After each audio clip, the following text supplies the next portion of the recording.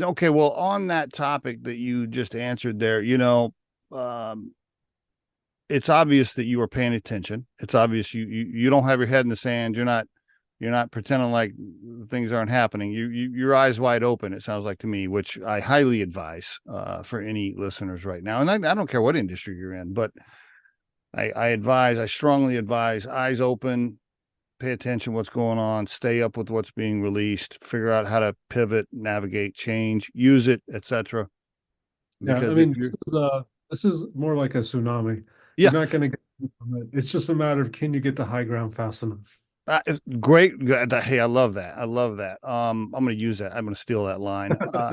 What I've been telling people too is, and because a lot of people say that, right? They're like, oh well, when we went from the horse and buggy to the car, everything was fine. And when we went from this to this, was when we went from kerosene to oil, and it was fine. And my response is, yeah, that that was one particular industry or one particular thing. This, in my opinion, and I'm not an expert, but this is a seismic catastrophic. I don't know if catastrophic is the right word. This is a global gigantic shift that's affecting more industries at one time than anything else that's ever happened, in my opinion. And so yeah, get make sure you're getting to high ground.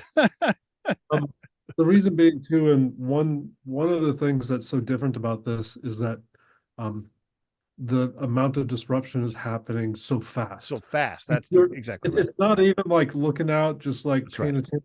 You see what's going on over there? Like Right. daily, massive shifts daily. Daily. That is the biggest difference. It's affecting mass volumes of industries and jobs super fast. I mean, I don't know what the timeline was from the very first automobile to 90% of automobiles being on the road and 10% were horse and buggy, but we're talking, I'm sure it was 10, 20, 30 years, whatever it was, right?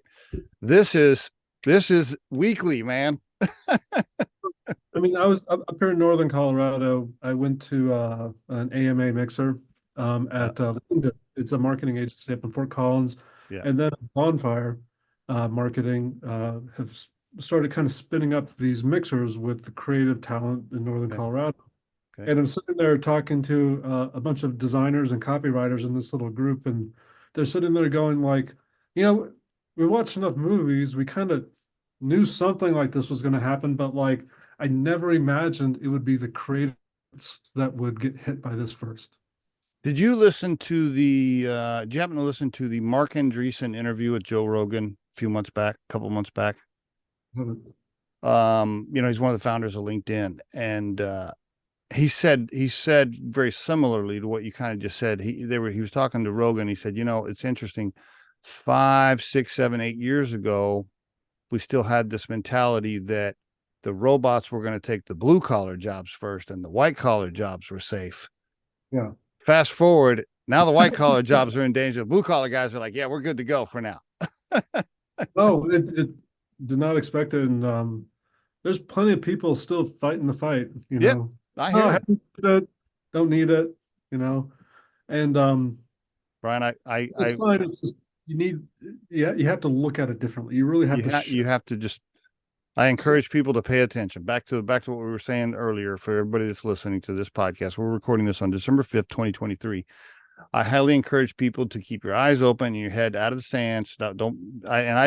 As a recruiter, I visit with clients and candidates every single day, right? And I still daily will talk to somebody like, oh yeah, ChatGPT, yeah, I've heard about it. I haven't really played with it or anything. And I'm just like, okay, man, like you better pay attention. I mean, this was pretty quick after ChatGPT came out. Goldman Sachs came out with a bit of report. It talked about disruption across different countries and industries, and I know it's early on, right? Whose crystal ball is clear, but Yeah. they were predicting by the later half of this decade that potentially 25% of jobs could be replaced. And I've read and I keep reading and by the way, those articles, the number keeps going up. Yep. The number keeps going up. Here's what's really cool. I like to go since we live in Colorado. I like to go camping and spend time in the mountains. So I keep telling my wife, I'm like, hey, If it happens fast enough and robots can do everything and they want to send out universal pay, I'm cool with that. I'll just go camping all the time. That's cool with me. That's pretty swell, but like I've been around long enough. I remember when the internet started to be a thing. Yeah, Everybody was like, "Hey, we're only going to have to work 3-hour days. This is going to be awesome." Guess what?